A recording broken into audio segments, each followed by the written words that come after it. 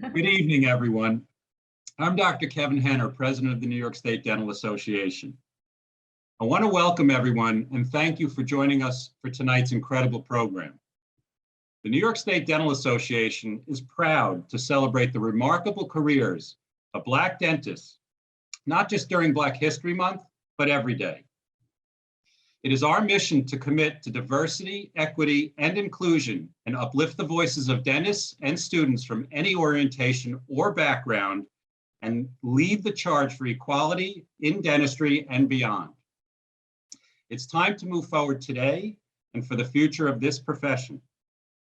I look forward to hearing tonight's crucial perspective of how mentorship can remove the obstacles of entering dentistry for Black students and how we, as a profession, can support this charge. It is so important to continue the conversation we are starting here tonight and offer future programs that bring in all diverse groups, their ideas and perspectives, and ultimately utilize them to learn from each other. True growth. Our members hail from incredibly diverse backgrounds, and we need everyone's voice to be heard and acknowledged, and to use those voices to help propel us as one toward an inclusionary future and a stronger overall profession. In my role as president of NYSDA, I have charged the Diversity and Inclusion Task Force to develop a DEI policy for NYSDA and to create future programs like this one to keep this important conversation current, dynamic, and certainly ongoing. I wish you all a wonderful evening, and I thank you for participating in an event that is not only extraordinary, but most certainly necessary. I would like to now introduce and thank Dr. Ivan Vasquez, Chair of the NYSDA Diversity and Inclusion Task Force. Ivan, thank you so much for all you've done. Appreciate it. Thank you, Kevin. Personally, I want to thank Dr. Henner for making diversity, equity, and inclusion a priority during his presidency. It is my honor to chair the Diversity, Equity, and Inclusion Task Force for the New York State Dental Association. The task force is comprised of leaders from multiple diverse dental associations, members of the NYSDA Board of Trustees, members of the Council on Membership and Communications, and the New Dentist Committee. I want to take a moment to acknowledge my fellow task force members. This program would not have happened without their drive and desire to recognize the importance of tonight's conversation. I also want to acknowledge Dr. Chad Gehani, past president of the American Dental Association, for mentoring me as a young dentist and encouraging me to get involved in organized dentistry. Due to his encouragement, I am now the chair of this important task force. Tonight is the type of program and conversation that needs to continue so our members are heard, a more inclusive environment is created, and members from all backgrounds are able to find their pathway to leadership within our organization. The discussion tonight will be moderated by Dr. Laila Hishaw. In 2018, Dr. Hishaw founded the national nonprofit Diversity in Dentistry Mentorships to encourage Black and other dentists from underrepresented groups to consider careers in dentistry through mentoring from middle school to dental school. The organization has been featured in Yahoo Finance, Black Enterprise, and the ADA News. She is an alumni of the American Dental Association Institute for Diversity in Leadership. Dr. Hishaw is an owner of Tucson Smiles Pediatric Dentistry and was featured on Discovery Health Channel for her role in diagnosing a rare disorder in her patient.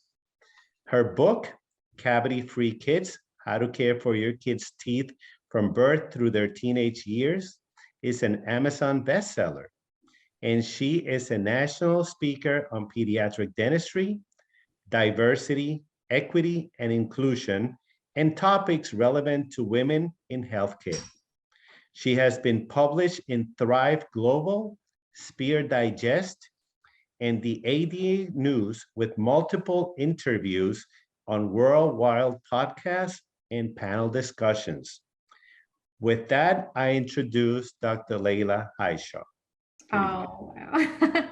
Thank you so much. Thank you for that introduction and good evening. I want to acknowledge Dr. Henner. Thank you so much for your leadership and for those profound words.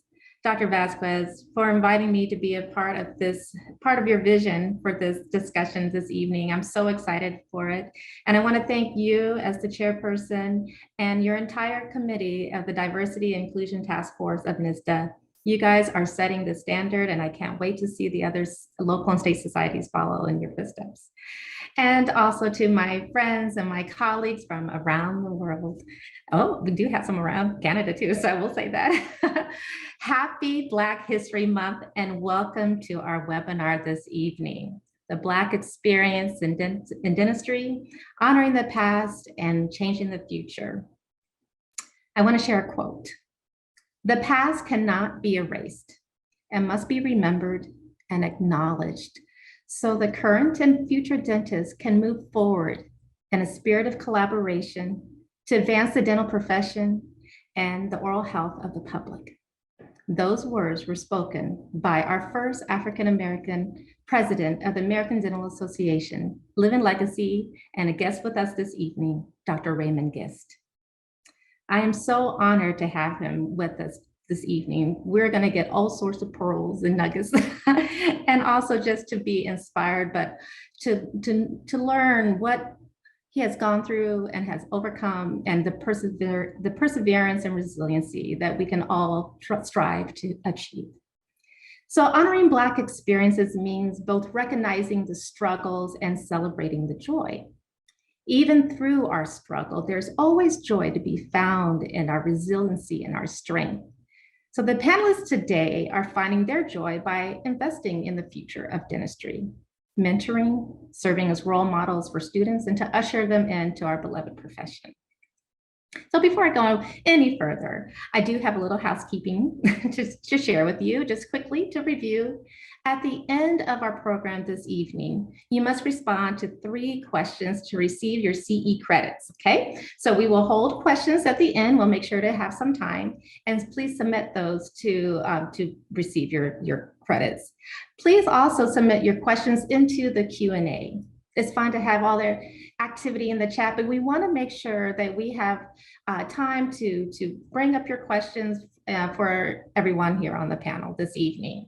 And we will designate that towards the end of our programming. Okay, so let's talk about the theme for the 2022 Black History theme that was, it was designed by or picked by the Association for the Study of African American Life and History. And with it, they have shared that we have determined to create a platform that shines the light on, on the multiple facets of Black health and wellness through education and activism. There is much to uncover, amplify, question, and correct. Next slide. The things that brought question to me on the next slide, you will see many of us are familiar with the statistic, and I'll wait for that to come up on the slide. Thank you so much. So we all know the 3.8%. If you don't know, let me share that with you. For the last 15 years, the racial ethnic mix has not really changed for Black dentists in the United States. In 2005, it was 3.7%, and now in 2020, we got up to 3.8%. With that, in addition to the number of enrollees from historically underrepresented minority groups is only 16%, we don't see that there's going to be quite a change much in the near future. So what I have decided to look at is, and if we could advance to the next slide, is if we're really looking at our Black health and wellness, we have to look to see how the lack of representation affects our oral health outcomes for Black Americans.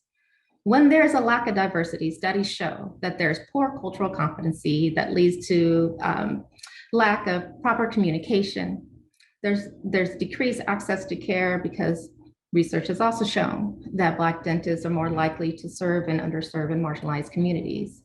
And also, it's hard to recruit students of color when you don't have the dentists of color there to inspire them and and get them excited about the profession so they can see themselves in them. And then, of course, there's implicit bias. So what do we need to do? Well, one way I'm fighting this is through my nonprofit diversity and dentistry mentorships. We go to the next slide. And I have to tell you that we can all do something about this. I just saw the statistic and I figured something's got to change. We should not still be in these single digits after 15 years. So just by putting out a cry of who can I mentor, birth the nonprofit diversity and dentistry mentorships. And just last year, we had our annual youth summit to Diversify Dentistry Youth Summit. And just seeing these kids get their white coats and having the experience, hands-on experience, to see what it's like in the life of a dentist and have dentists who look at them to help them. And also what I really hope that we'll get across and our panelists will share with you too, it's that it is incumbent upon all of us to usher in the new generation of diverse leaders in dentistry. So with that, I want to share with you how our panelists, like many Black dentists over the years, have found a way to use their platform to continue breaking barriers, affecting change, and leading the charge for equality and equity in the field of dentistry and beyond. So let's get our panel started. I would like to introduce our panelists, and we'll start, and we'll just go ahead and advance to the next slide.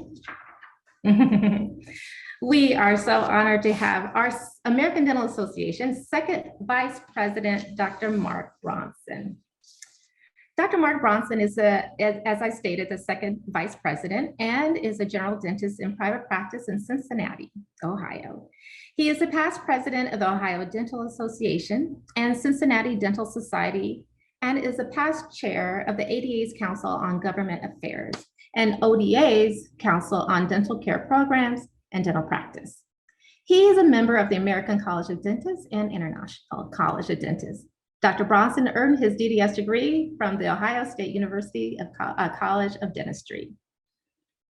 Dr. Sharel Sly. Dr. Sharel Sly is a private practice owner in Houston, Texas, and a native to New Orleans, Louisiana. In an answer to fill a void in her profession, she founded Sisters in Dentistry, a national organization that has become a sisterhood for Black women who practice as double minorities in dentistry. Association of Black Women Dentists Incorporated is a nonprofit organization she founded in partnership with Sisters in Dentistry to provide mentorship, continuing education, community for their members as well. In 2020, she launched Black-owned dental practices, a national online dental directory that helps identify Black business owners in light of the national Black Lives Matter movement. Dr. Sly earned her DDS degree from University of Tennessee Health Science Center. And Dr. Darwin Hayes is a New Jersey State Dental Director and founder of Dentistry Amongst Brothers, a community of Black male dentists established for mentorship and networking. He is most popularly known as a New Dentist Coach, where he uses his platform to mentor and coach young career dentists, residents, dental and pre-dental students. He also serves as Department of the Health Commissioner's designee in the New Jersey State Board of Dentistry at the Department of Community Affairs. He is past chair of the administration board of the DIA Council on Advanced Education Programs and has been an active member of the ADA, NDA, New Jersey Dental Association, Greater New York Metropolitan Dental Society. And he received his DDS degree from University of Maryland School of Dentistry and GPR certificate at the Bronx Lebanon Hospital. And he is on the Advisory Council of Diversity and Dentistry Mentorships. And our special guest for this evening, Dr. Raymond F. Gist, 2010-2011 president of the American Dental Association, our first Black president of the ADA. He is currently serving as a board director of Delta Dental of Michigan, Ohio, and Indiana, as well as on the Delta Dental Foundation board. He's also the board secretary and treasurer of Genesee Health Plan. Gist Dr. Gist first became the African-American first president and in 2010, but in 2003, he was the first African-American president of the Michigan Dental Association. He's also past president of Genesee's District Dental Society and the Mid-State Dental Study Group. He's a fellow of the American College of Dentists, the International College of Dentists, and the Pierre Fauchard Academy. Past honors include a State of Michigan Legislative Tribute, the Michigan Dental Association Public Relations Award, and a United Negro College Fund Outstanding Participation Award. Boy, what a legacy we have here. And thank you so much for being here with us, Dr. Gist. Are you guys excited about this? I totally am. So I wanted to first, in our program, let's go to the next slide, kind of show you what to expect. We're gonna just spend a few moments talking about the trailblazers in dentistry, just like Dr. Gist is trailblazer, but we're gonna go back to the beginning. We'll also then go into to look at the history of Black leaders in organized dentistry. We will have a robust panel discussion and start thinking of those questions you have for them, because we will allot 30 to 40 minutes in our Q&A open forum so that we can really get all the information that you want to gain from us and glean from us, and hear the stories that we hope will touch your life and hopefully spark change. Okay, so we want to keep this interactive as well. Are you guys ready? We have our first poll for this evening. Okay, who was the nation's first Black dentist? Let's give you a minute to answer that question.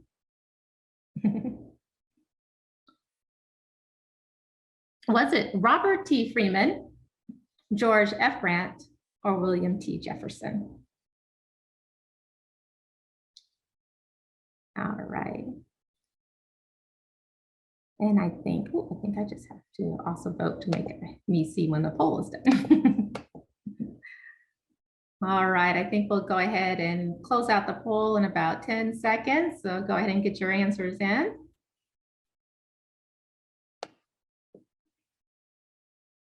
All right. Oh, are you guys having trouble with the? I see someone say, don't see how to do it. You should be able to click on the poll with your mouse. If anyone in the chat can say they were able to do it, awesome, got it, great. Glad to see you got it. Can we see the results of the poll? Can we close that out? All right, very good, very good. So the answer is Robert T. Freeman. We are going to talk about him. The second Black dentist was George F. Grant. And then we'll learn about Dr. Jefferson. The poll disappeared. Oh, sorry. We'll get a chance to do it again. We'll have a second poll. So thank you so much for participating. Moving on to the next slide. So let's talk about our pioneers and our trailblazers in the field of dentistry. I think there's just a little delay on advancing, so thank you for bearing with us. So yes, Dr. Robert Tanner Freeman became the first African-American dental school graduate of Harvard University School of Dentistry in 1869. A year later, the second graduate from Harvard was George F. Grant. And he also patented the prosthesis for cleft palate patients.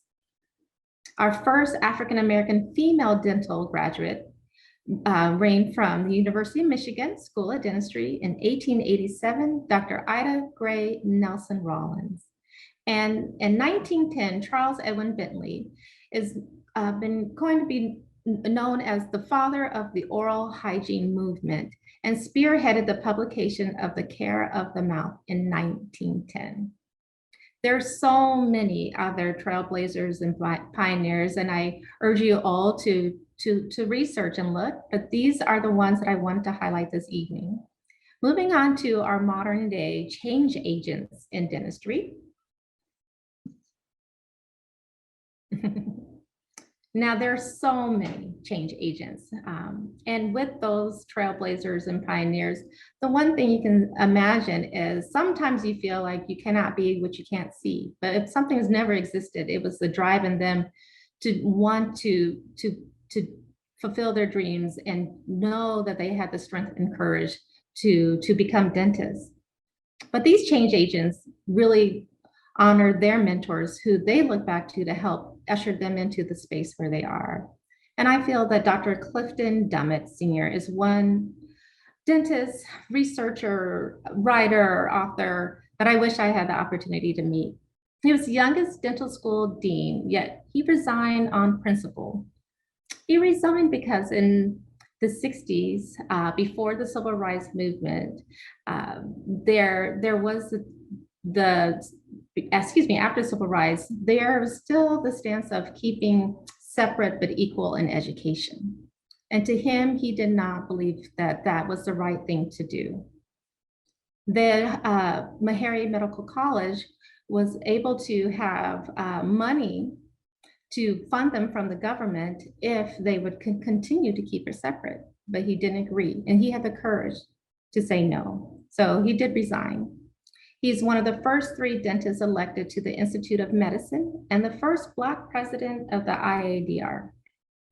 Dr. Jean Sinkford is the first woman dean of any US dental school in Howard University from the years of 1975 to 1991. And she would hold that distinction for almost 25 years for the next female dean.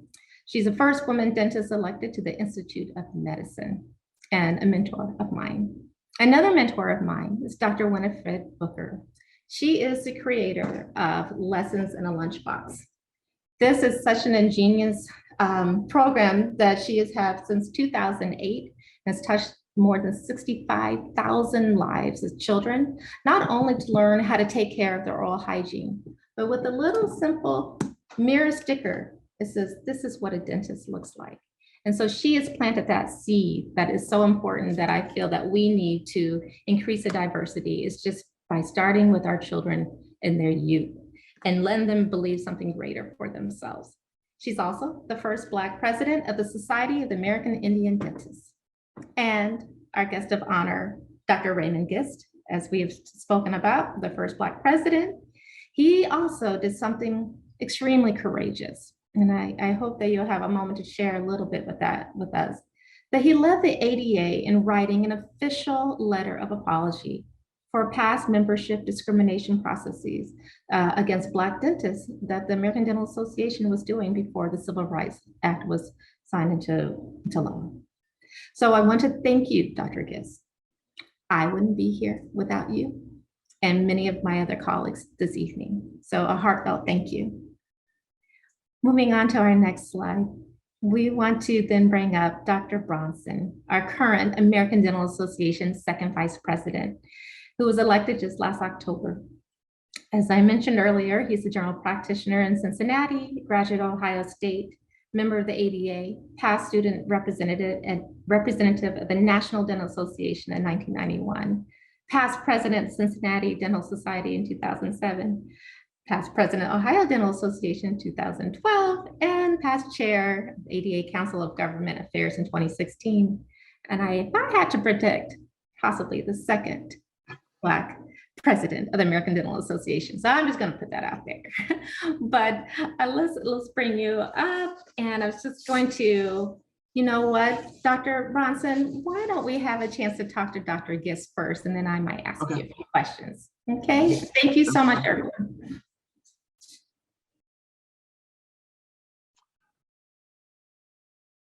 Okay, and then we can advance this slide and go ahead and we'll stop screen share. Well, let Dr. Bronson go over the history of Black officers, and then we'll stop the screen share so we can see Dr. Gist and Dr. Bronson during their interview. Yeah, one of the things, the ADA has a vast history of organized dentistry, and I'm so thankful that the New York State Dental Association has chosen to step out and put on this program because it is so important. As we see some of the past ADA officers with Dr. William Trice, who was the first vice president in 1991, that was the year I graduated from dental school. And then Dr. Richard Sims, who was the second first vice president as well in 2001. And then Dr. Gist served in his role as the trustee for the 9th District from 2005 to 2009. And then I was fortunate enough to be there when he was elected, to serve for his 2-year term. And obviously then this past year, I was so honored to serve in the role that I have. Dr. Gist, one of the things I've always think our panel, as well as people who are participating in this, why do you feel diversity is important for our profession? Mark, I can tell you, I can give you really examples of my experience over quite a number of years. One of the most dramatic things that happened to me was actually when I was president-elect of the Michigan Dental Association, my state association, because we had a meeting. We had a meeting of president-elects at the ADA building in Chicago, and our speaker was a Black female. We sat, and when she went to the podium, she looked around, and the comment she made was, "It ain't enough chocolate chips in this cookie." So I looked around for some more chocolate chips, and I was the only one sitting there. So that stuck with me. And I'm thinking, nah, we've got to have more. We've got to have more. I mean, I know that I'm here and I'm right now the only one here, but we must get more, our Black students more involved in dentistry. And there must be a pathway to get them involved. That pathway is there. I'm impressed now to see exactly, I'm impressed with what's going on right here, right now, because of progress that we've made. What I went through was, I was busy for the 2 years that I was president-elect and president of the American Dental Association, the busiest that I've ever been. And I was so well received, and that was internationally. It must be about 12 different countries that I visited, plus a good solid 43 states that I visited in order to update all the associations about what was going on with the dentistry. And that was just an incredible experience. It was very educational. What it taught me was that there is so much need, and this need is not going away. And it was really primary affiliated with the underserved community, which were people of color. And what that lady was mentioning, when I mentioned the experience at the ADA as president-elect of my state association, was that she talked about the emerging majority of people of color. And she said, this will come to fruition. And when I just heard tonight that the percentage of Black dentists now is actually still just about where it was, or where it is now, is where it was when I was elected president of the Michigan Dental Association. That's discouraging. But really what is encouraging is the awareness now that's being made of what's going on with Black dentists. I must have, I've lost count of the number of mentees that I have now and that I have had that are actually out practicing dentistry. They've been shadowing me in the office. I'm still getting phone calls. I'm still affiliated with University of Michigan Office of Multicultural Affairs. And we are getting dental students of color into the University of Michigan at what we're trying to do at hyper speed. But I appreciate this. I appreciate the panel. I appreciate the attention and the awareness of what's going on right now. And I can tell you that I really think that she was accurate. Her name was Sheila. That when she said that this emerging majority is actually going to make a huge difference in how we practice dentistry and the people we serve, how we educate, communicate, and relate to the patients of all colors, all colors, all everything, really. Sex, age, all people, because it will come to fruition. I know it will, and I'm looking forward to it. Thank you. I truly appreciate all that you've done. And one of the things, as I was elected to this position, you were and you are still one of my role models, because I looked up to the steps and avenues that you had to go through to be the first. And I don't appreciate Dr. Hishaw putting that pressure on me, but you know, it's always a good thing that we support one another, as well as, you know, I have a lot of support from all around the country. And I do honestly do appreciate that. Thank you. Okay, so you had some questions for me. Do you want me to go into that, or you want to? Well, no, thank you. I just wanted to thank Dr. Gist for sharing that, to take a moment out of your busy schedule to be with us and share those words. We're so happy you're here. Feel free to hang out. We know we were like trying to pull him in at the last minute. But I will be here. Great. Yeah, we'll have some questions at the end, and for our viewers to be able to talk to you. So that'd be great. Certainly. But I have some questions for Dr. Bronson. You know, congratulations again. Okay, yes, maybe I am trying to put it out there, but we'll see, right? But your leadership experience has moved you along the ranks of organized dentistry to get you to this point in a space that has historically been occupied by members who don't look like you. Why was it important for you to get involved in organized dentistry? And was there someone who inspired you? Well, my first inspiration was my father, who is, he has just recently retired. He was a practicing dentist. He was a graduate of Howard University. And my dad was the first African-American president of our local component in Cincinnati.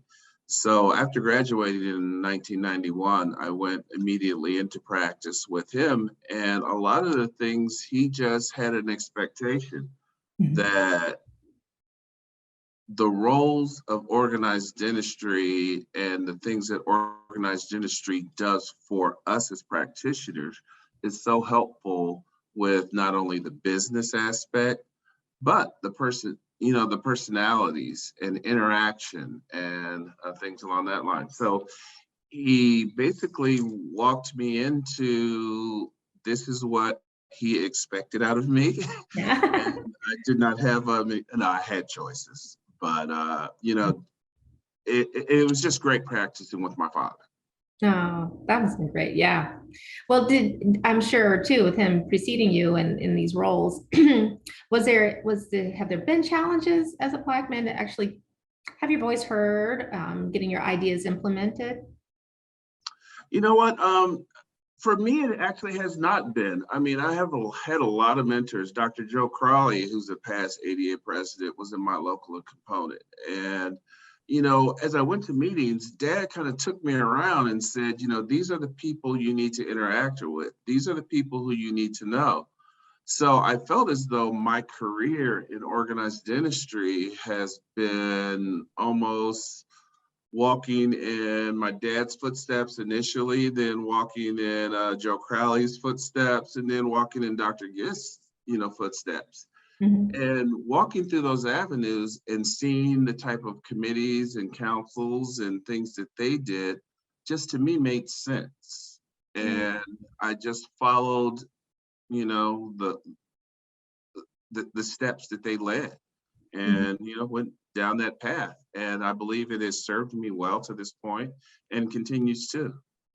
That's great. Well, what advice for those dentists from, you know, historically underrepresented groups, specifically Black dentists, would you give for them to get involved? You know, sometimes it's daunting to try to join into a local or state society when you really don't know anyone there. You don't, you know, you're not really being asked to be at the table.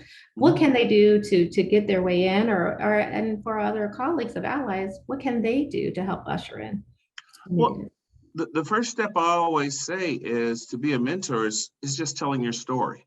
Mm-hmm. Whatever your story is, whatever your experiences have been, stepping out and just saying, hey, this is the things that I went through.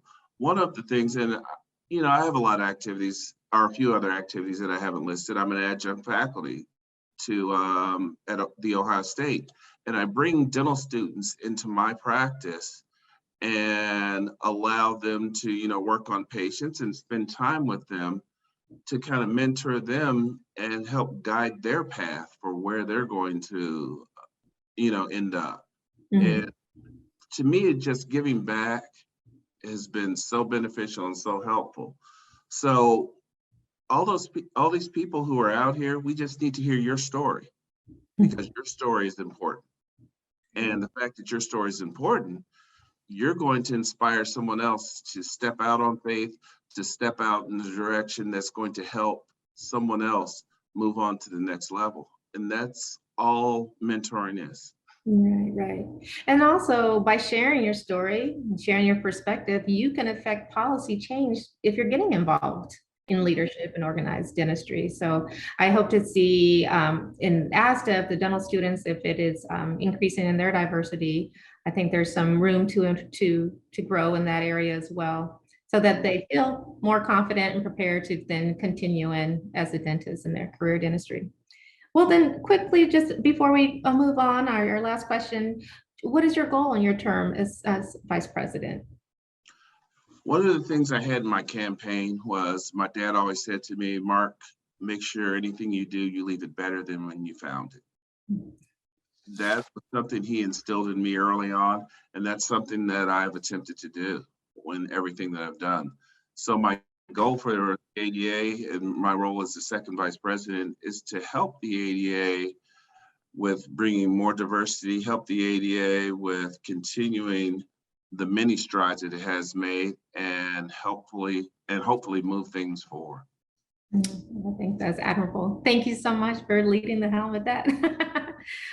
Thank you. So I was going to ask if we could, before we go into our time with Dr. Sly, we had another poll question. Is that a possibility to share that screen and get that up? This leads into our conversation with Dr. Sly. And thank you again, Dr. Bronson. All right, let's see. This is going to be a tough one, I think. Black women dentists make up 1% of the dental workforce. Do you think that's a true statement or a false statement? Let's see what the votes come out.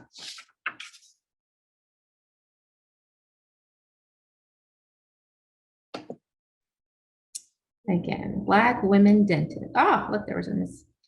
Dentists make up 1% of the dental workforce. We do know that it's 3.8% of all Blacks. All right, we can give about 10 seconds, close it out, and see what the answers are. How's everyone doing in the chat? Good stuff going on in there. Guys learning stuff, having fun. And I see only 2 questions in the Q&A. So if you have anything you want to ask Dr. Gist or Bronson or Sly or Hayes, please put them in the Q&A. Okay, let's go ahead and close out the poll. Thank you. All right. So 61% of results said true, 1%, 39 said false. Well, the answer is false, if you can believe it or not. We're at 0.1% of the dental workforce. Dr. Sly speaks often about the double minority in that. And let me go ahead and close out the poll and bring up Dr. Sly. Good evening, welcome.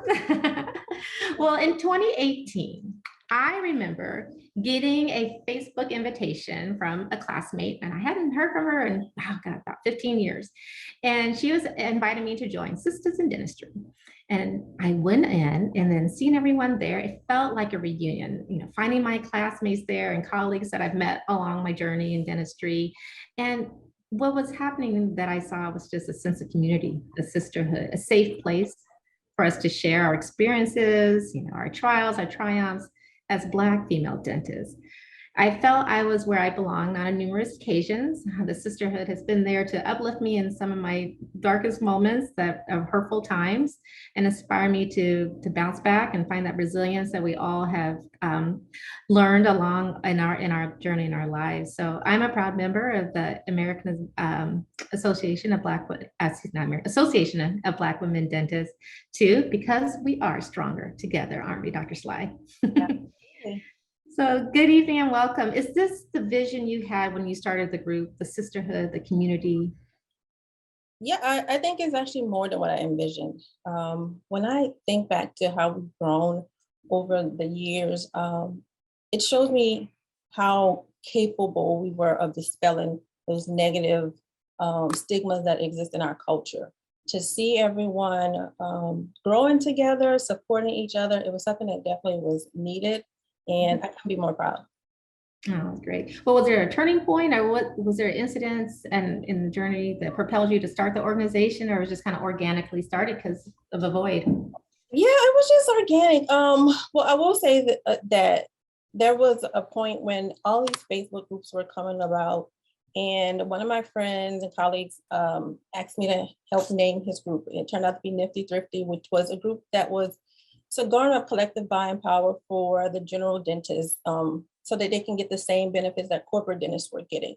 And he talked about, maybe you should start one for all Black doctors. And I'm like, no, I kind of want something for women, because I can relate more, as double minorities, we share unique experiences. And so that's how that kind of was brought about.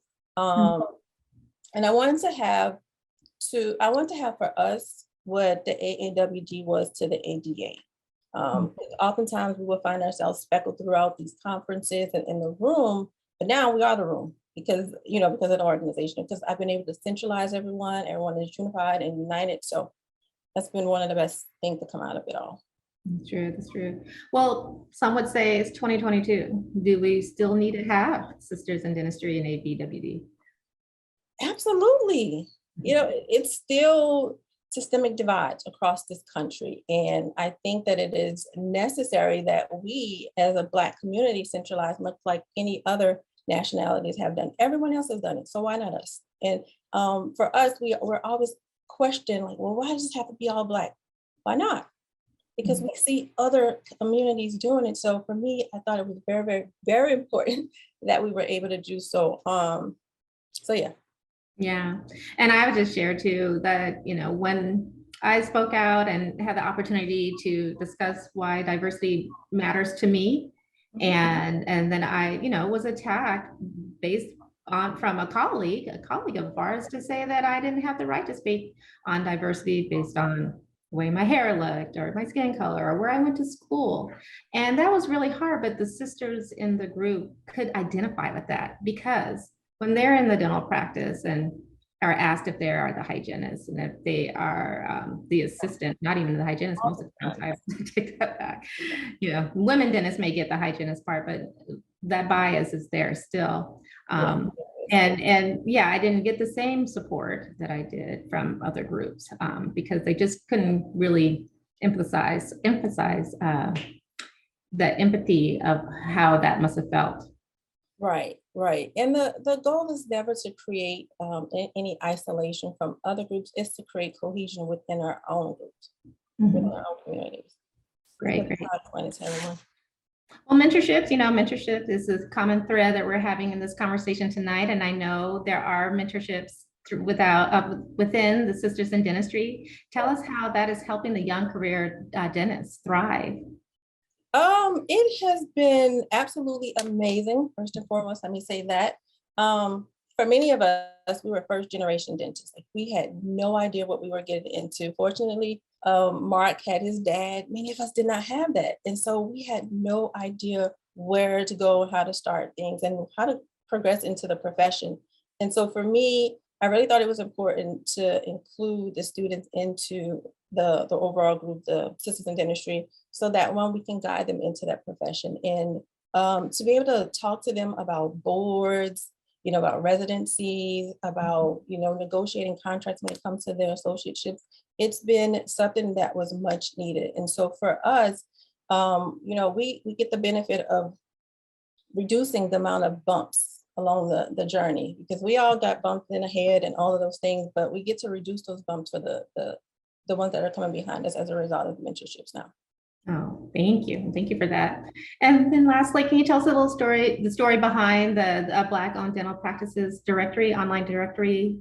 What sparked that and how's it going? Oh, it is a work in progress, but I'm happy to report that I've had several colleagues from across the country that would say, hey, I had a patient come in today, guess what? They found me on the directory. So I'm happy to hear that it is working. Far too often I would get the question, hey, where are Black dentists? Do you know of a Black dentist? And I would be like, no. I couldn't direct anybody to a Black dentist myself. And so I knew like something had to be done. And then I kept dragging my feet. I put it off for a little while.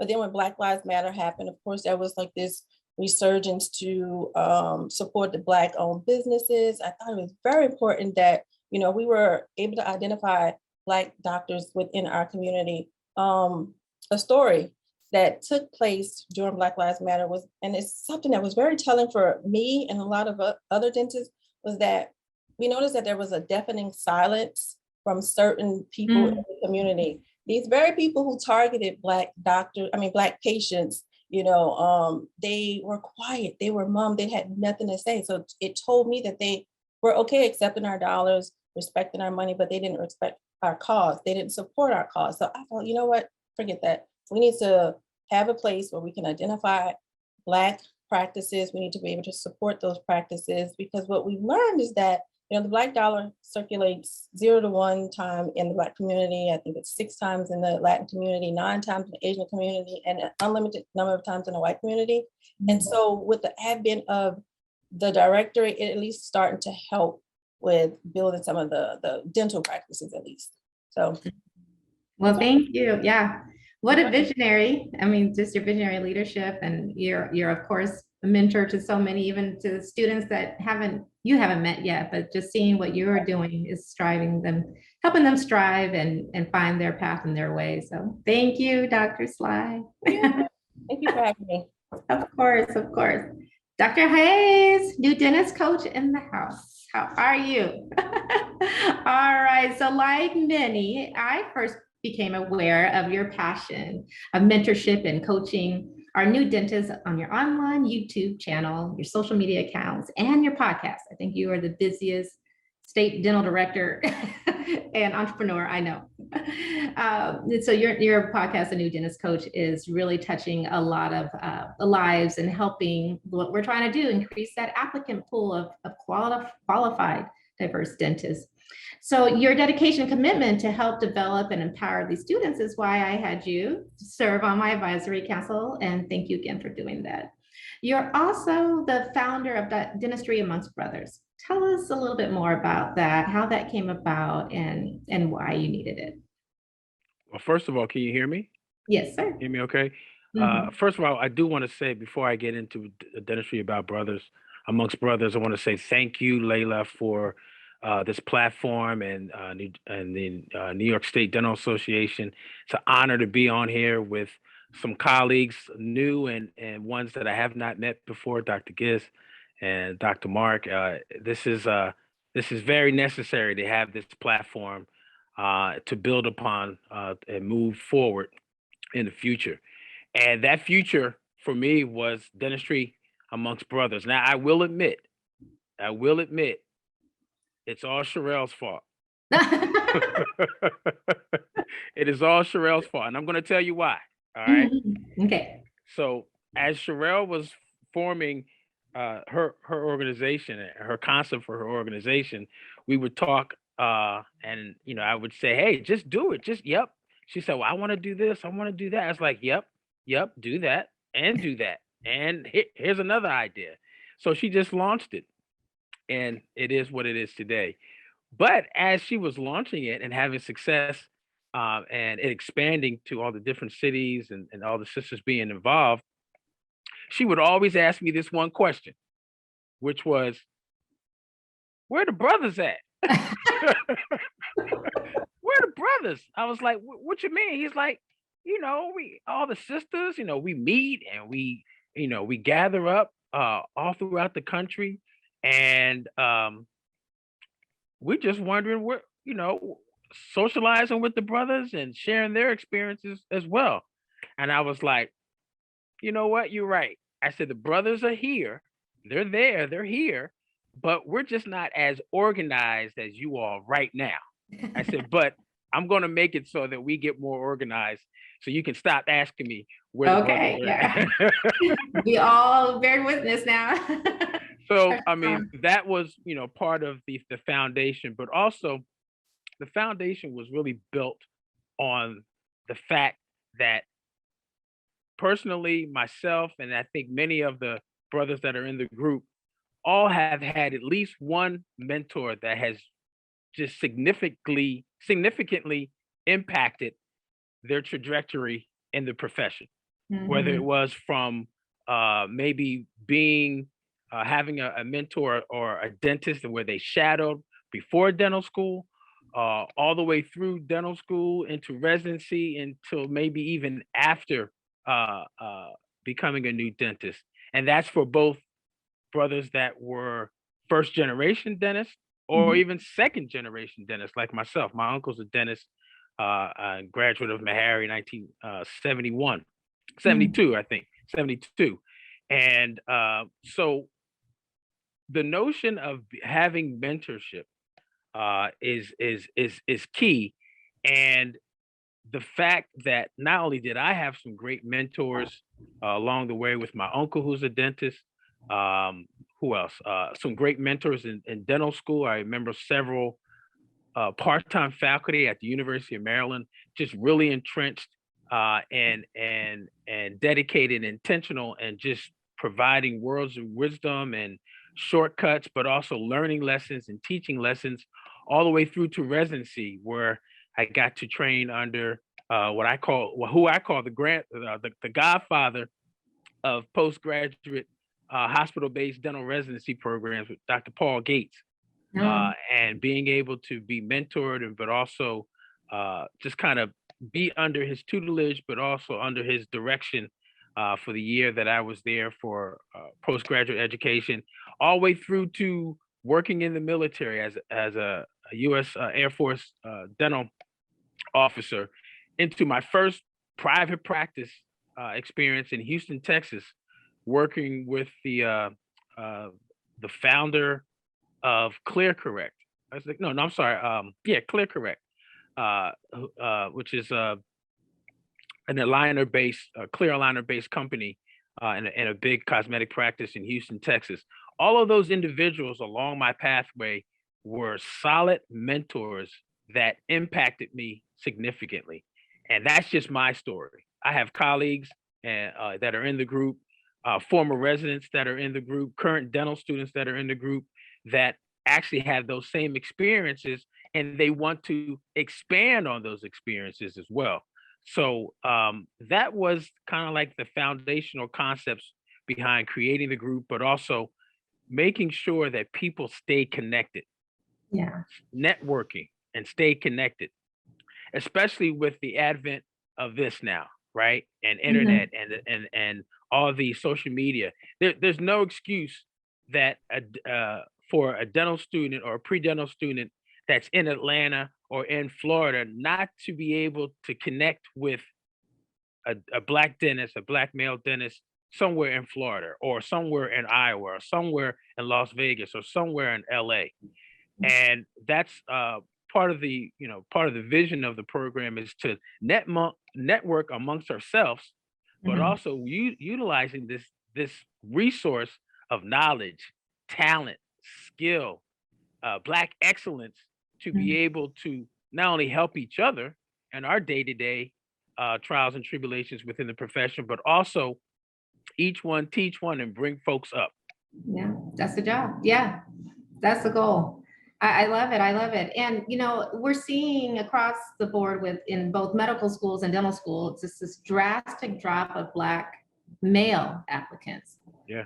Why? What can schools do to change this? Besides us still reaching out to get to these kids in middle school to dental school, what's happening?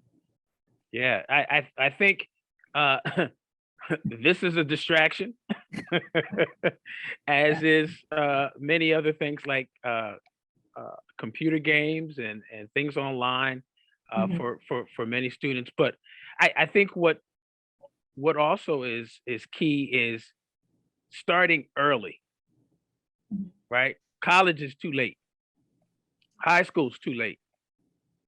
Junior high is too late. And some people even say, and some studies have demonstrated that suggest that middle school maybe is even too late, right? So as young men in elementary school or even preschool or Head Start, it's all about the presence of who you see around you, right? Who you look up to, whether they're your family members, somebody that's friends of the family, someone that's in the community. And it could also just be going to the dentist and seeing a Black dentist that maybe you have not seen before, and not having had that experience before. So I think it starts way much sooner than many of us have anticipated. So that's one thing. And then you also have the notion of the cost of this professional of this professional development opportunity in the actual overall profession as well. We already know dental school is much more expensive than medical school. And just the cost alone right now is a big deterrent for many in choosing dentistry versus maybe choosing pharmacy or medicine. So that's key. And that is a barrier that must be addressed and must be tackled, because we don't even know how many people have decided not to go into dentistry because of the cost or other factors, or because of not having role models, or not knowing or never seen or never been treated by a Black dentist before. I just talked to a incoming D1 student who's going to be going to ECU, East Carolina University. We did a podcast episode, Dr. Lativia Nash, and she said her first experience of seeing a Black dentist, a Black woman dentist, was one of the reasons that catapulted and encouraged her to want to become a dentist. Oh, yeah. She had never seen a Black dentist before. In 2018, 19, never seen a Black dentist before in her town in North Carolina. Yeah. So a lot of it is about exposure, and for our young folks to see us in the community, see us in the schools, see us in the churches, and that starts very early. Those impressions that we make, we really don't know the complete impact until you hear stories like hers that say it was because of Dr. So-and-so, or it was because of this person, or it's because of my own dentist that I went to that led me into the profession. So no, I'm so glad you brought that up. That's so true, because just recently, with the lessons in the lunchbox, Dr. Booker's program, ADIA in the as a application packet found 14 years later, one of the students who got accepted, in her application, she was exposed to lessons in the lunchbox when she was in second grade, third grade. So yeah, so it's going to be delayed, but those seeds have to be planted early. And another colleague, a mentor at Diversity in Dentistry, I mentioned too this thing around Black girl magic, that a lot of the time is spent really investing in our girls and empowering them to get into STEM, and all girls, so that maybe some of the guys have kind of lost that attention per se. So we need to recognize and find those who are excelling in school early on, and not lose sight of them and follow along as they go. And just to add to that, I think another important thing about what schools can do, I know in our chapter at University of Maryland, SNDA chapter, we were very adamant and received the support of the dean at the time to do activities not only in the community, but get funded for those activities, right? To go to the national meeting, SNDA, NDA, go to the meetings where the schools supported X amount of students and gave financial support. That's key because the programs that the local SNDA chapters implement, they are also implementing, not only going back to the universities through the USNDA, the undergraduate SNDA chapters, but they're also in the middle schools, right? They're doing the lessons in a lunchbox with Dr. Booker and taking that program in the middle schools, in the elementary schools. And that's where the exposure, because it only takes one exposure. That's Yeah. it. Yeah. Male or female, only takes one exposure for a child to be like, oh, dentist, you're a doctor? Oh, wow, I didn't know that. I can do that. Yeah, you can do that. Yeah, you can be that if you want. So that's key. I love Getting it. that school support. Yeah, for sure. Dr. Sly, did you want to say something? I saw your mic come on. Oh, that probably wasn't me. Oh, no worries. Well, good. This is great. I wanted to take a moment just to see any questions here. Let's see. Dr. Hishaw, one of the things I wanted to kind of enlighten a lot of people who are on this is the information that you gave in the beginning about the numbers of African-American dentists. That's done by HPI, which Dr. Marco Vucicek has done an amazing job with getting the numbers. Knowledge is king. And if we don't get that knowledge, some of these things we never know.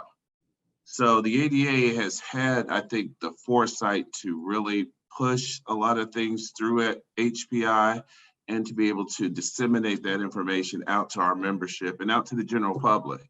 Because a lot of these things we use, when I was chair of CGA, we use them for lobbying efforts. We use them for a lot of things that I think are so beneficial for our profession.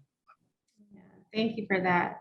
You know, really quick, this is a great question came up. Dr. Sly, can you please put the link to the Black Dental Practices website into the chat for everyone? The question came up to see if they could get that website. Dr. Gist, do you mind answering a quick question here? And then we'll go into the third part of our programming. Hi, Dr. Gist. I was a delegate to the ADA when you were installed as president of the ADA in Orlando. It was a historic moment in our history. Your presidency was a great year in so many ways. Thank you for your leadership, wisdom, and kindness. I remember that your goals included accountability, accessibility, and respect. You were passionate about membership outreach, especially to our students and new graduates. And this is, I'm sorry, from Dr. David Miller. Dr. Miller's question is, in the past decade since your presidency, when it comes to membership outreach to our students, residents, and new graduates, do you feel the profession has been successful? Can we do better, and how? I really feel that the profession has made quite a number of advances. So I would have to say at least partially successful. There's a lot more to be done. And I know, talking to mentees, that I've orchestrated students that were so anxious to get into dentistry. I had one mentee that lived near Ann Arbor, and she came to my office to shadow me on a motor scooter. She did that for almost a year. She got into dental school and graduated. And the reason I mentioned that is because I know the numbers are there, but how do I phrase this? I can see the desire for many students, and I also see the barriers. There are still, I think, too many barriers. Dr. Hayes mentioned student debt, and that is one of the major barriers, I know. Problems like that are problems really that have not been solved the way that they should be solved. And I know that's the reason that we have panels just like this one in order to create that awareness. But I know the advances have been made, and I'm just looking for really for more and for better ways to get more students into dental school and graduated, and just to see those numbers rise. But I am happy with the progress because when I was doing what I was doing a few years ago, the progress was near zero. So I'm satisfied with it. So I will get to the other questions. We're just going to go to our all panel discussion around anti-Black racism. So we must do the important part of work of acknowledging and dismantling anti-Black racism in dentistry, from biased treatments of Black patients to prejudice against Black colleagues and students, residents, and research grants, admissions, promotions and faculty, rewards, compensation, representation and leadership. So all that is a lot, right? Anti-racism means actively working against racist structures, policies, and ideologies by evaluating the curriculum, the practices, training modules, behaviors, and actions. So that's a lot to discuss, but what I wanted to kind of break the ice with the question is, what would it take to reduce systemic racism as a barrier of entry into dentistry? Anybody can jump at that one. I think it's. Wow. Go ahead, Darwin. No. Ladies first. Ladies first. I think I would start first with schools acknowledging it, recognizing that it truly exists. A lot of things kind of get swept under the carpet, and it goes unaddressed, and that's a problem first and foremost. We all, as Black students, knew the dentists or the instructors to avoid because they were racist, they were prejudiced. And it's not like we, the students, knew, other colleagues knew as well. So these people weren't being held accountable. And I think in today's day and age, it definitely should be something that's addressed. I think too, that there should be a set number of applicants per race. I want to there's no way we can even the playing field. There's no way we can have the same number of Blacks as there is whites. It's just not going to happen. But we need to kind of secure spots so that we can have Black students in these classes, in these schools, because it's a terrible and isolating feeling for single students, to have, like, if it's one student in a class, it's a problem. It's even worse when it's one student in the entire school. They need somebody to go along that journey with them. They need somebody that looks like them to, get through the struggles of dental school. And it's enough having to deal with, like I said, these instructors that they know to avoid. So it needs to be the schools that are allowing a set number of spaces to be secured and allow more Black students in. Mm-hmm. Yeah, true. Anyone else want to take that? Yeah, I just want to mention a comment that Sharel mentioned about evening the playing field, right? And this is probably a whole another additional webinar. It might be part 2 of the webinar.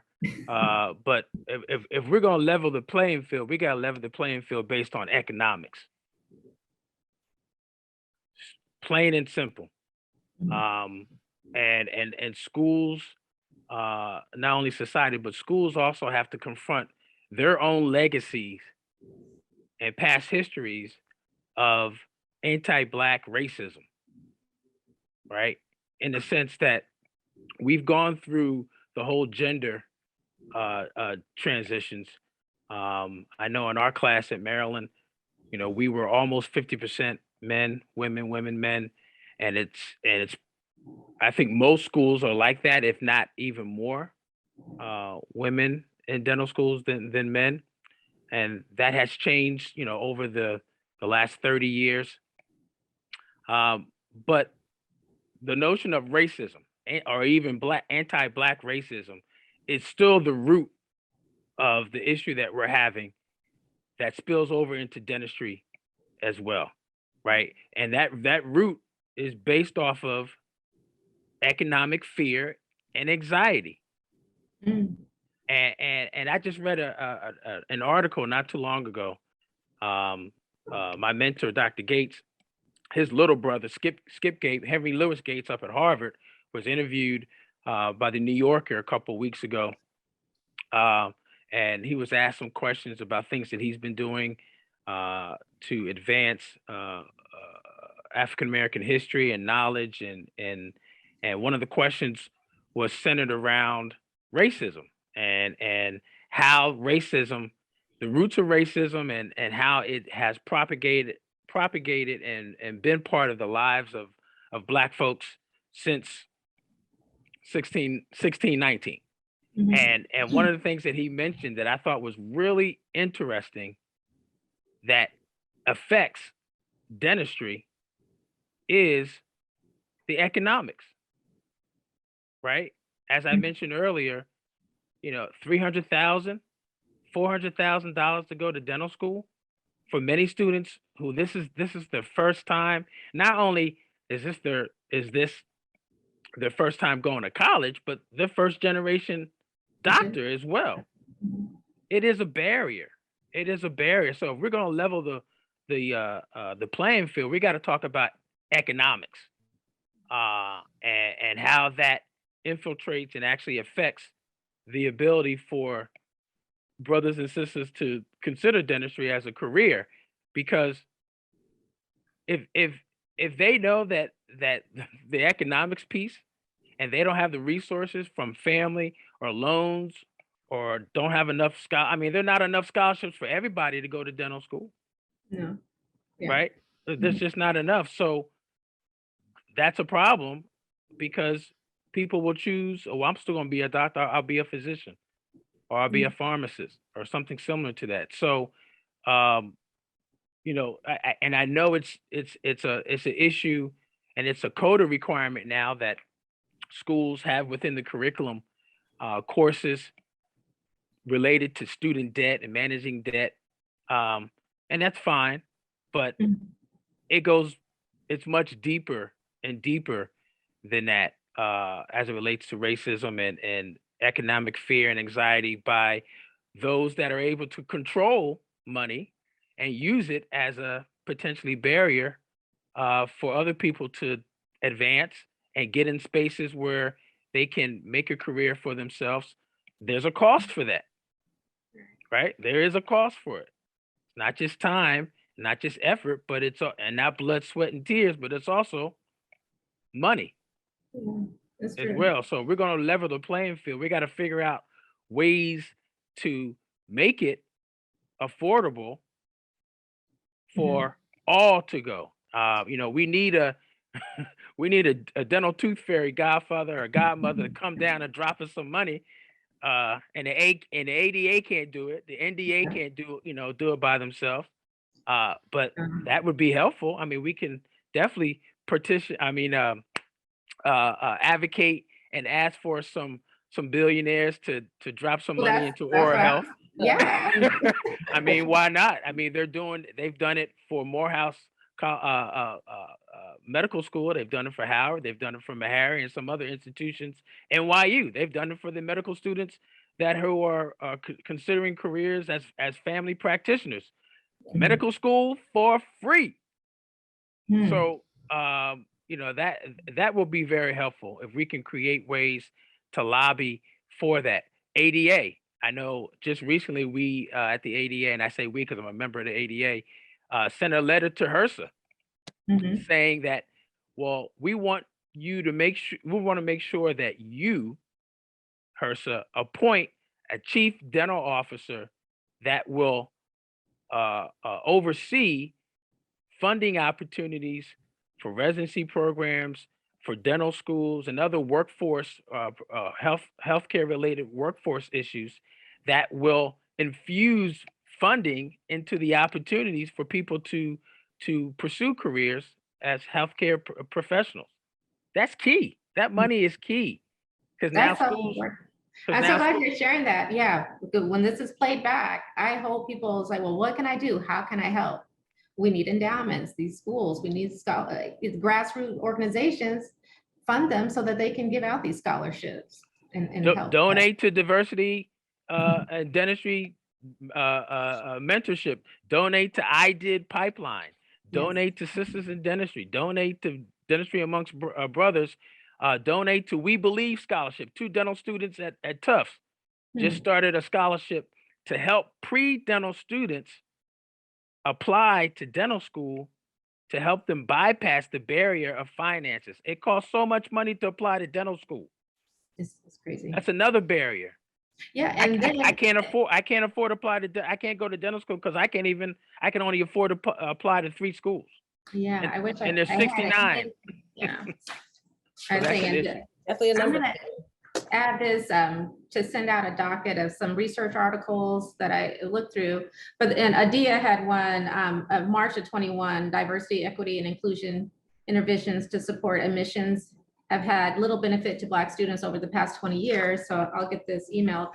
But in it, it does reflect the percentage of Black dental students having so much higher debt than our counterparts. And so one is expensive to get in, you have that economical disadvantage, but then we're coming out with greater amount of debt. And then there's then that next barrier of then trying to get funding to start your practice. And maybe you don't get that. And there's a whole nother layer of barriers there. But yeah, no, thank you for sharing that. You know, I again want to just commend New York State Dental Association and stuff for doing this. This is the type of programming that needs to be done across the country, because I want other at this level, this local level, what dental societies can do to educate their members on the legacy of racism, institutional racism in dentistry. I know it's always kind of uncomfortable, but until we have the courage to discuss it, then we will maybe have some change. What other things can you, Dr. Gist or Dr. Bronson, think of things that other societies can do programming wise to educate their members on the effects of the legacy of racism in dentistry and how to avoid perpetuating it? Yeah, I don't want to sit in the past, but at the same time to recognize it and how they can make changes for the positive. I mean, Darwin is hitting on all the points, I mean, in a major way. I mean, I remember when I first came out of dental school, my parents had a second house that no one was living in. And I just did something simple as going to the bank to try to borrow money to rehab a house. I'm in an established practice that my father has been in for over 30 years. He graduated from Howard back in 1962. And I joined him. And I mean, I literally could not get a loan to even buy a house. So the miracle of how things kind of panned out, I changed my application by simply saying I was an employee of my father's instead of being a self-employed business person, and the loan goes through in 5 minutes. No. You know, this is back in 1991. So some of the struggles of being, you know, a minority and some of the programs that I think are starting to come on, I mean, just understanding the finances. You know, one of the first things I did when I started in practice, I set me up a retirement plan. You know, Social Security is not going to be there for us. You know, we have to plan, but, you know, a lot of my colleagues are who I talk to on what they're doing and how they're doing it. That is the importance of organized dentistry. If we become part of organized dentistry, I feel that becomes part of our solution.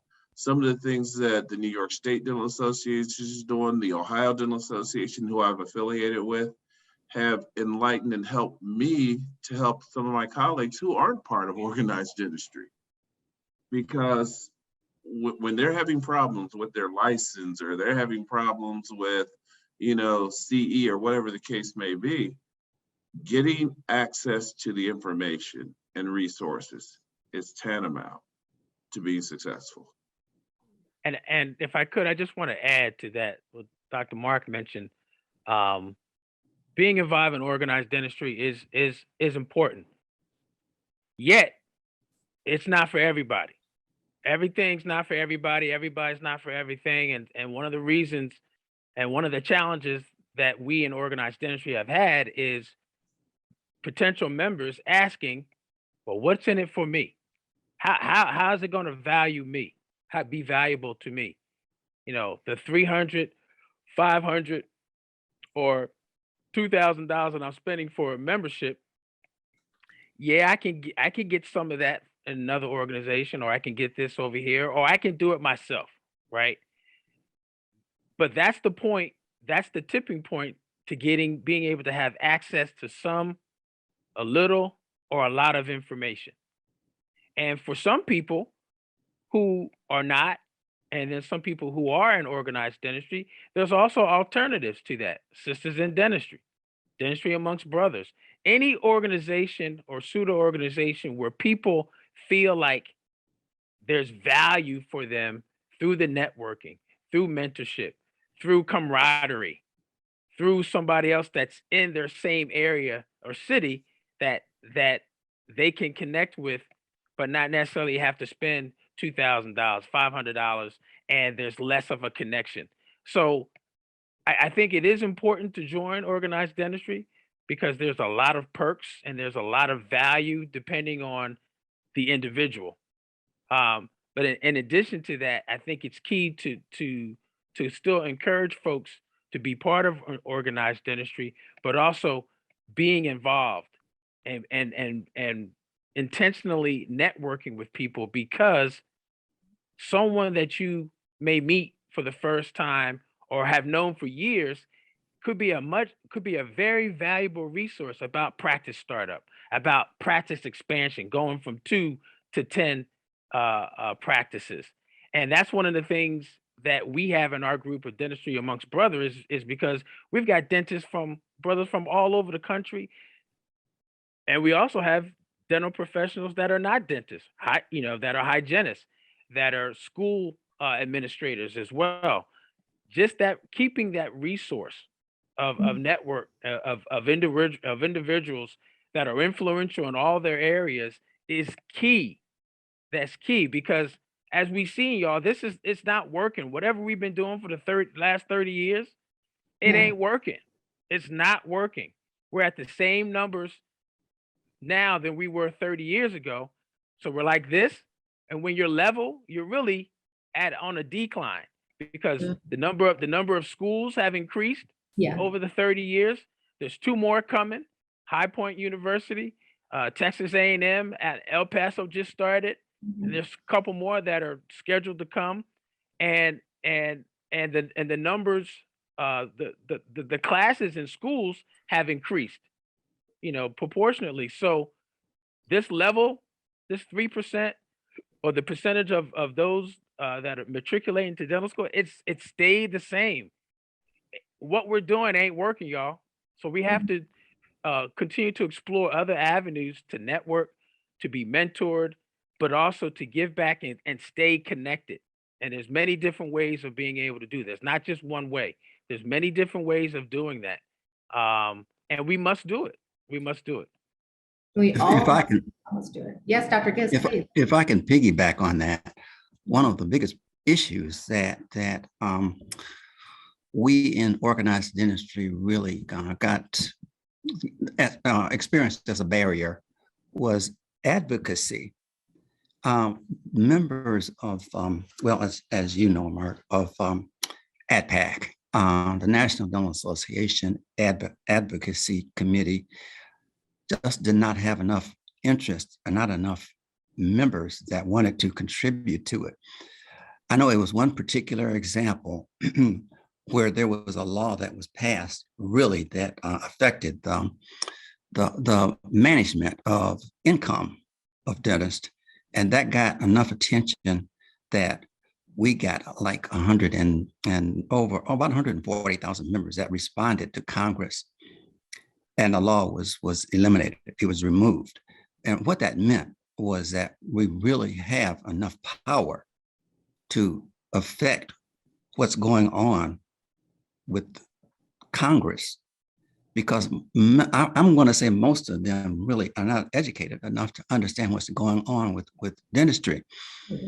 When we have insurance companies that, not necessarily insurance companies, but insurance period, that really ignores what's going on with dentistry. When we talk about payment for services, and it lingers at around $1,000, and it has lingered around there since 2003 or before, when I really got into organized dentistry.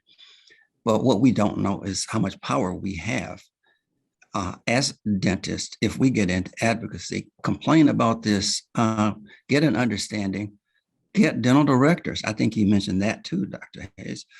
But there's one avenue that I know will be effective if we could just get enough of our practitioners involved. And especially if we start with what's going through with students and potential students, because we can make this work. I know. There's so many issues that are being at least attempted to be addressed outside of dentistry. I know that if we educate our policymakers to the point where they understand what's going on in their own mouths and why, and what we can do as a profession to actually help healthcare costs go down, then we can get some activity going. And I tell, we've been saying this now since at least 2003, probably before.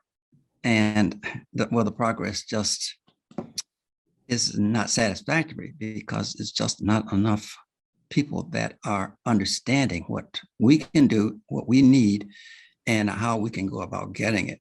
And I really think if we combine our voices, well, I know that if we combine our voices, that we can get this done.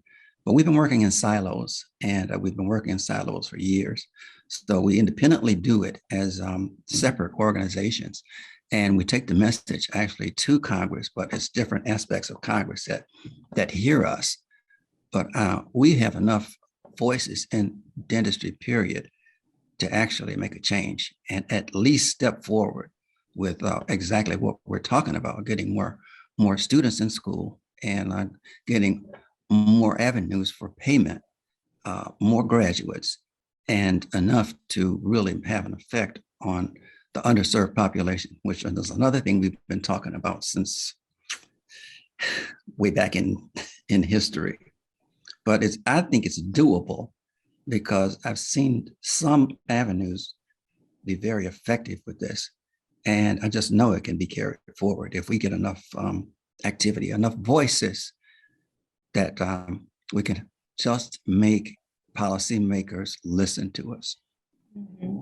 Now, I know, and Dr. Gist, maybe you can touch on this, especially in your work to collaborate with the National Dental Association during your term. NDA works to advocate for the poor and to have policy change. But when you say working in silos, are we thinking that if we could work together more, then we could work for the greater good and make this difference? Or is this something that they're trying and this policy is not listening to NDA, and that's why the ADA needs to continue to do more so that we can. I really think if we can combine our voices, we carry the same messages. If we could carry carry those messages as separate entities at pretty much the same time, that would still give us more ears in Congress. But when I say, when I'm talking about the silos, the visits that I made to at least the 43 states, there are so many differing associations and in the individual states that actually are functioning the same way, but not communicating with each other. And I'm just talking about trying to get a unified voice. But that's something that we've been trying to do for a very long time. Okay, thank you for explaining that. I just want to add something that Dr. Gist mentioned as far as, many voices, but we need a combined voice, a loud voice. And that only happens typically with numbers, right? Numbers of, yes, of people, numbers of voices. And the advocacy piece is so important. It's overlooked and not really understood as a dental student, not really understood as a new dentist. especially if you're not involved in organized dentistry. That's not important because debt is important, and managing debt and wanting, and now after all the years of investing time in your education, and you're investing in yourself, now you're ready to launch and take off. The advocacy piece is so important, like Dr. Gist mentioned, I think, because of the fact that there are people that are not dentists that are making decisions about our profession. Very, very true. Every day. It's going to happen tomorrow, primarily because there are not enough of us to serve as advocates. Now, even in my position as state dental director, I can only advocate but so much within the state of New Jersey. And that's the same for many state dental directors in their states, because it's a conflict of interest. But this is where your state dental associations, your local dental societies throughout the country can be very influential in speaking out very loudly to those that are making those decisions. I know in many states, there are a couple of states that have dentists that are in Congress, that are in the legislative halls of their states, and serve on health committees where they can advocate for policy change directly. But as Dr. Gist mentioned, there's a need for more of us to be involved in advocacy, because there are people that know nothing about dentistry except for they got 2 visits every year that they go to. They know nothing about dentistry, but they're making all of the decisions on our behalf, and it impacts us. So for those students that are listening, I think Dr. Brian Swan said it very eloquently to our residents a couple years ago. If there was one thing that he would recommend people be more involved in, is organized dentistry, but most importantly, to be advocates for the profession, to speak out for the profession, not only for you as an individual, but also as an individual that's part of the whole profession of dentistry as well. Dr. Sly's got some knowledge she's trying to kick. I keep seeing her trying to get in there. Oh, I zoned out. Yeah, I agree with everything that Darwin has touched on and Dr. Gist has touched on. It starts with advocacy. So. Okay. One of the things that we're starting to see, especially at the board level, is there's been a, I guess, transition. A lot of the baby boomers, which I'm one of them, I'm towards the end of it, you know, we've always been joiners. We've always wanted to be part of, you know, a collective group. But we're finding some of the Generation X's and the Generation Z's are totally different. Yeah. They say, you know, send it to me on the phone, or, you know, I'll access it through the web. What have you in your different areas, Dr. Sly or Dr. Hayes, seen that addressing how that's going to be and how that's going to affect our profession as we move forward? Going to, you know, what can we do in those areas? I think Sharel has had a lot more success so far than we have. So Sharel. And in addressing what, can you repeat that? The Generation X's, the Generation Z's, the new generations that are starting to come up, you know, they don't want to be joiners. They want the information, they want to have input, but, you know, organizations, whether it's organized dentistry or whatever, they just don't really want parts of it. I don't find that to be the case though, with the young doctors that I am coming in contact with. They're engaged and they'll reach out to me, where can I help? You know, and they're able to do things that I can't do with the social media and all those things. I kind of pull out and play off their strengths. What I can't do, they're able to do. I don't think that they are totally against organized dentistry. What they want to know is what they can get from it. I think what their experience, my experience, has been with organized dentistry is that it's been a very old regime. We were not welcome. There wasn't much guidance. And so my generation is more reluctant than even them, because I don't know that they've even seen what we've experienced. The newer generation, I think, will be the turning point. We just have to keep them engaged and let them know that, we're here to guide them, which is what we are doing through the mentorship of the younger dentists. Let them know we're here to guide you into this profession and that you too have a voice. And so that's my take. I was just going to say, one of the things that has to be done too is you got to pass the baton before it's time to pass the baton. Yeah, that's the thing. It's been overheld for too long. Change is necessary. Yeah, I don't mean to put this that they're not joiners or anything like that. But I think their knowledge base, they're a lot smarter and they learn things a lot quicker. There's more access, yeah. And I can see that and just even with continuing education now, instead of going to study groups and working together on learning a procedure, you can find a YouTube tutorial on it. So yeah, it's a different kind of world we're in, but we're gonna have to find a way to engage them in advocacy work, or our profession will change as we know it now.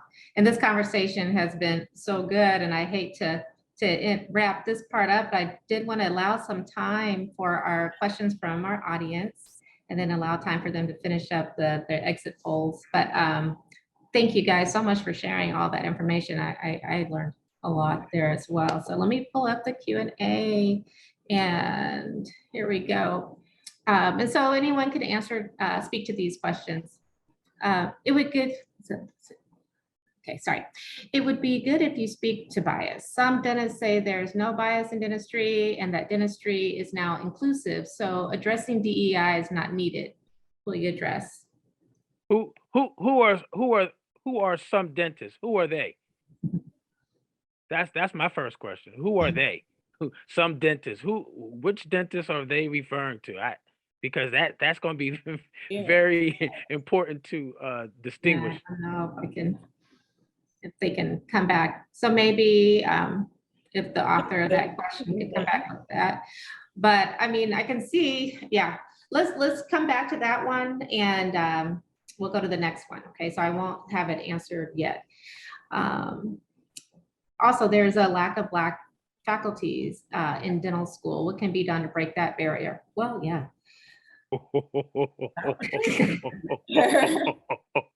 Love that question. To be there. Well, it's because there's a lack of representation already. So you don't have that mentor kind of guiding you in to follow in those footsteps. But is it the money? I mean, we're talking about economic barriers, and sometimes we're also not only providing for our families, for our extended families, and it's important to pay off that loan and go into private practice. And is that why we're having a decreased number of Black faculty? Anybody want to comment on that?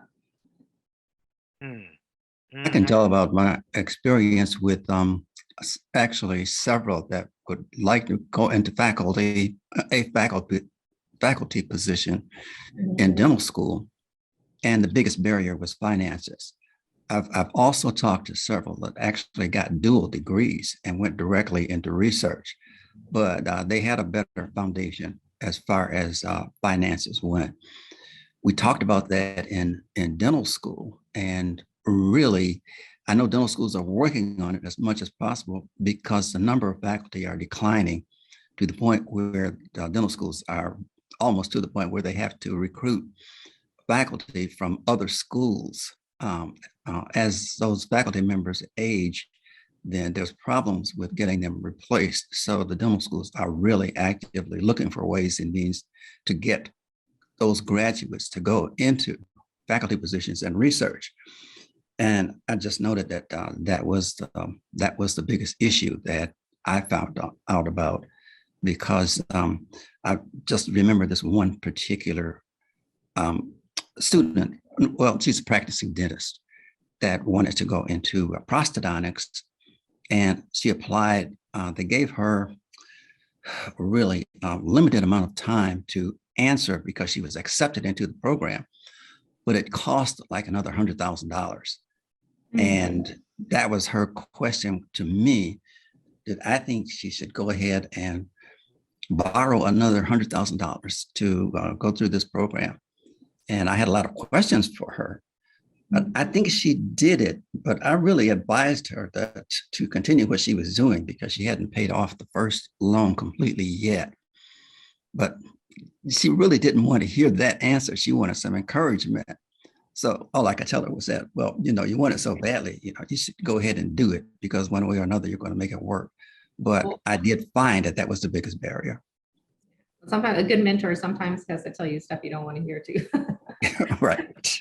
Right. So our assumption, probably Dr. Hayes, when you were asking about who's they came back, yeah, generally conservative white dentists. So what can we speak to them about bias in dentistry when those questions come up?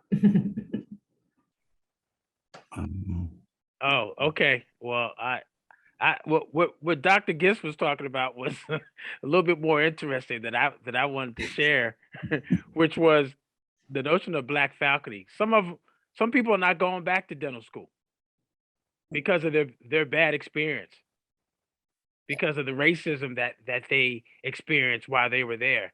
So some of us ain't going back. That's the first issue. The second issue, which was I think is the most important one that Dr. Gist mentioned, was the finances. You know, we will typically make a lot more money on the private sector than we will in dental school, right? And then the third thing is it has to be the dean's initiative and the dean's intention for that type of recruitment to happen. Yeah. It must be the dean's mission at the end of the day. Can't say, she can't say, or he can't say, well, we want, we're trying. It has got to be, you know, a top 3 priority on the dean's list to make that initiative happen. Because when it is, schools can be very creative in using HRSA funds to recruit dental faculty to come to the school. HRSA will pay for those faculty over a period of 4 to 5 years. And some of those grants are recycled every 5 or 6 years. Many different ways to create that opportunity, but it's got to be on the dean's list to make that happen. They have to be intentional and want that to happen. The deans have a lot of power. They do. And when a dean is applying to a school, I know that they have like the student panel to go through the interview process. That panel itself needs to be diversified so that we're asking those types of questions to make sure that their priorities are within diversity, inclusion, and economic and the bias and all the barriers we've been talking about. I think they have to be willing to pay these doctors to come on. I know Darwin was touching on that. In my experience here in Texas, I mean, there's an obvious difference between the Black and the white doctors that were applying for faculty positions. Like the white doctors will be paid, the Black doctors were offered free. You know, you come and volunteer, and nobody wants to volunteer. Everyone wants to be paid for their time. Everyone has loans to pay off. Everyone has family to take care of. And that was one of the barriers here in Houston that several of us experienced. I want to get to as many questions as I can. Thank you. As a public health dentist, this career path is not encouraged, and sometimes it seems as the choice to work in these facilities is shunned upon. Yeah, I've seen that, right? We don't applaud those that go in like we do those who have multiple practices and engrossing dollars. But there are ways where you can flip it and make it work for you, and that's why being connected with people that have done it, being connected with people that know where the resources are is important. I remember talking to a student from Meharry who was first year dental school at Meharry who recently got a health services scholarship where it literally is allowing her to go to dental school for free in exchange for 4 years at Meharry, which is about and don't quote me, I'm just kind of going off memory, 120, 130 with everything added up times 4. You do the math.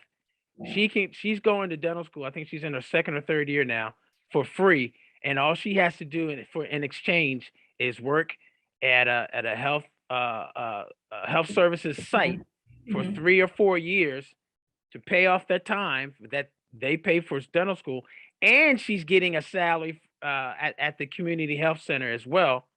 That's going to launch her career.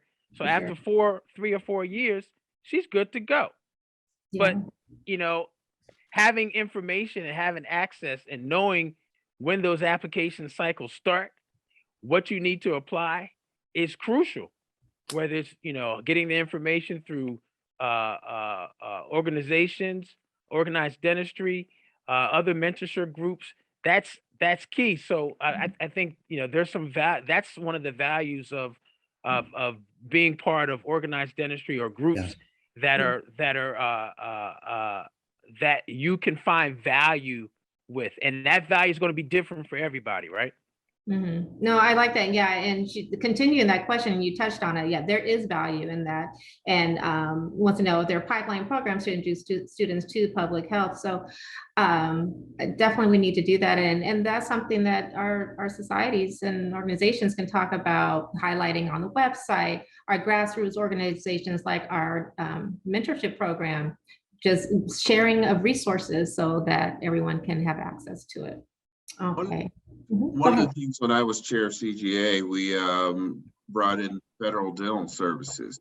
And those are avenues that are really good, I think, for if people don't have the funding for that, to look at the federal dental services, the public health, the Indian Health Service. Those are great ways that, you know, they can access some funds to you know, get a great dental education, and the military does an excellent job as far as that's concerned. Okay. Yeah, Dr. Hayes, you're being just commended on sharing all these great organizations. Was asking if we could compile a docket to send out to attendees later. So I'll just ask NESDA if they can make sure that we get that to everyone. So we'll work on a docket to send out. So thank you for asking about that. When we were talking about the new generation, this question that kind of talks about today, the ADA updated its iOS member app to version 2. It now functions well. There's a lot to talk about getting the younger generation to get involved. It'd be great to get a DEI page on the app as well. That's great. I definitely would say we need to get that going. So tell your local society, and we got Dr. Bronson here to bring it to the ADA. Absolutely. Yeah, I think that's a great idea. Let me scroll up. Sorry, trying to do this and stay on screen. Sure. One of the things that has occurred at the ADA board level is now we do have a new dentist representative on the board of trustees. Okay, good. Yes, now I remember when that was going through. That has been fantastic. The information that we're getting from Dr. Wahlberg, and for the people who don't know, the new dentists are people who are in practice less than 10 years. Having their input on what they as a group would like to see, it's been fantastic. So.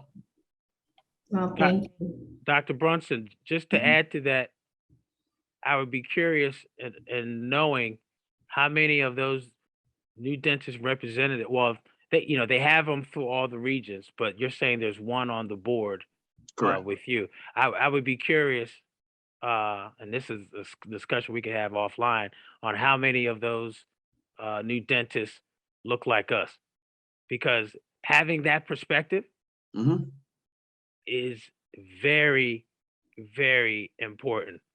And it goes back to even knowing how to get involved in that type of activity so that your voice is heard.